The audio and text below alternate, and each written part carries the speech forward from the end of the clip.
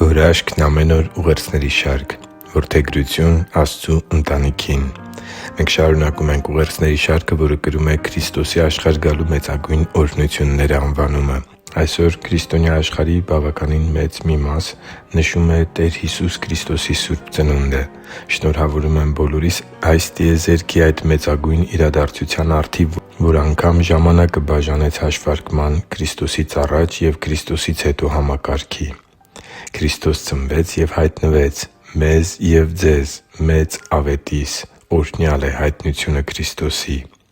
Տեր Հիսուսն Իր աշխարհ գալով յուրաքանչյուր մարդու համար Աստծու ընտանիքին որդեգրվելու հնարավորություն ստեղծեց։ Նրա բերած հաշտությունն Աստծու հետ և հոգևոր կյանքի ու հոգևոր իրողությունների մասին ճշմարտությունները մեզ փոխանցելը Նրան հավատացող յուրաքանչյուր մարդու համար չափազանց կարևոր են դարձնում Աստծու ընտանիքին որդեգրվելու փաստը։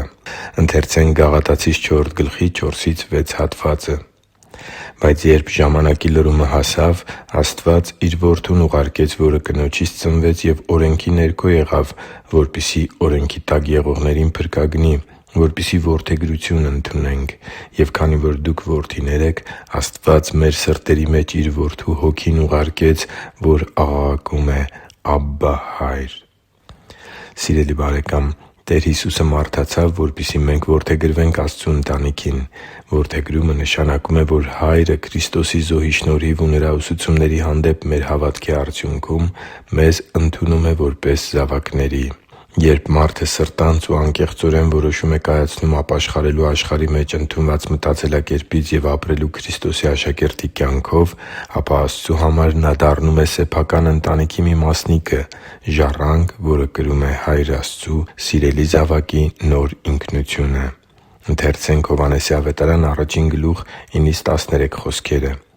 «Ճշմարիտ լույսն էր, որ լուսավորում է ամեն մարդու,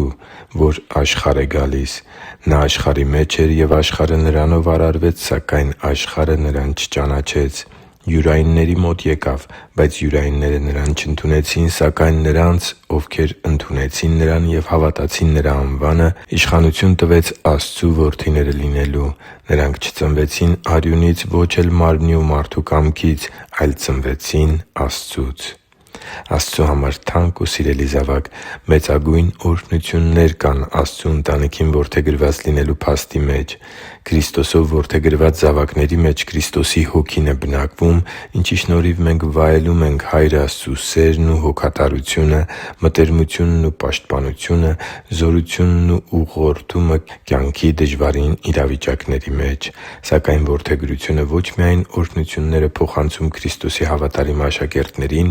այլև պարտականություններ ու հանձնարարություններ, որոնք մեծ պատիվ ու արտոնություն են Քրիստոսով լուսավորված և հոգևոր իրողություններին տեղյակ յուրաքանչյուր մարդու համար։ Տերը ակնկալում է, որ Իր որդեգրված զավակները կապրեն Իր կամքին հնազանդության կյանքով և իրենց արժեհամակարգով ու կյանքի սկզբունքներով աշխարհի մարդկանց առաջ կարտացոլեն Իր սրբությունը։ Առաջարկում եմ աղոթել միասին այս կարճ աղոթքով. «Աբբա՛, Հա՛յր,